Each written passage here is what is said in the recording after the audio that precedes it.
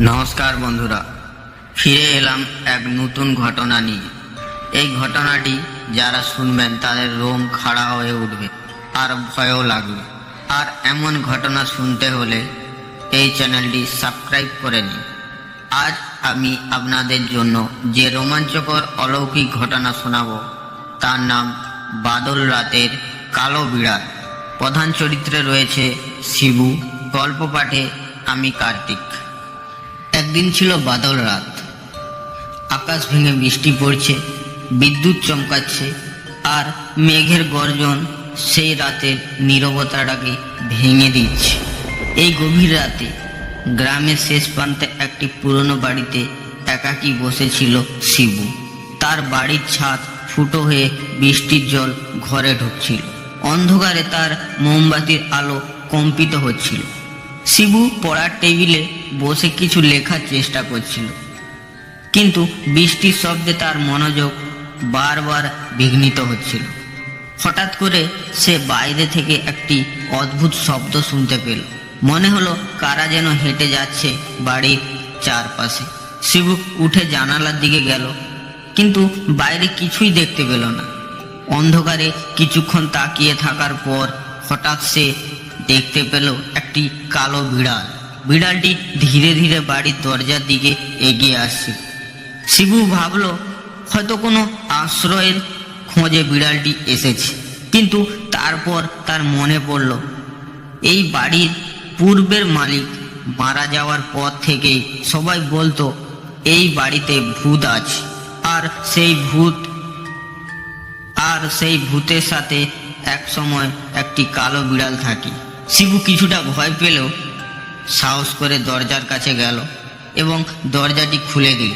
বিড়ালটি ধীরে ধীরে ঘরে ঢুকলো এবং শিবুর দিকে তাকালো। শিবু বিড়ালটার দিকে কিছুক্ষণ তাকিয়ে রইল। তার চোখ দুটি অন্ধকারে জ্বলজ্বল করছিল। তারপর হঠাৎ করে সে ঠান্ডা বাতাস অনুভব করলো। হঠাৎ করে মনে হলো কেউ তার পিছনে দাঁড়িয়ে আছে। শিবু ভয়ে পিছনে ফিরে তাকালো, কিন্তু কিছুই দেখতে পেল না। তবুও সে অনুভব করলো যেন কারো শ্বাস প্রশ্বাস শুনতে পাচ্ছে। তখনই বিড়ালটি মেও করে উঠল এবং শিবুর পায়ের নিচে গড়াগড়ি খেতে শুরু করলো।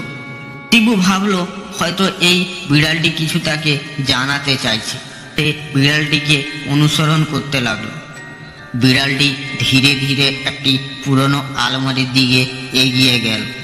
শিবু আলমারিটির দরজা খুলে দেখলো সেখানে একটি পুরনো দিনের ডায়েরি রাখা আছে। ডায়েরিটি খুলে সে দেখতে পেল সেখানে একটি বাড়ির পূর্বের মালিকের লেখা কিছু ঘটনা বর্ণনা করা আছে।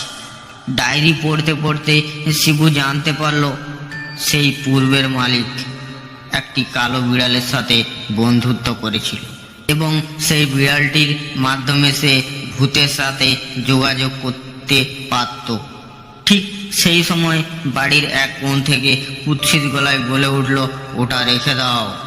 এই কথা শুনে ভয়ে শিবু বেহুশ হয়ে বাড়ির মেঝেতে লটিয়ে পড়ল। সেই রাতের পর থেকে বাড়িটার মধ্যে কিছু বদলানোর আভাস পায়। সে বুঝতে পারলো তার বাড়িতে আসা এই কালো বিড়ালটি তাকে রক্ষা করতে এসেছে এবং ভূতের প্রভাব থেকে মুক্ত করতে এসেছে।